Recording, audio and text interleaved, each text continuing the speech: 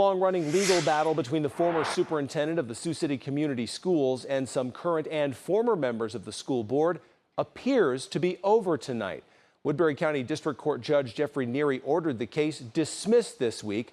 That followed an order from the Iowa Supreme Court last month.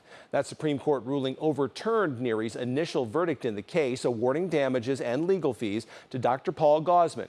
Gosman claimed that members of the board had violated Iowa's closed meetings law in 2 sessions in 2022. He claims that violation led to a complaint being filed against him with the Iowa Board of Educational Examiners.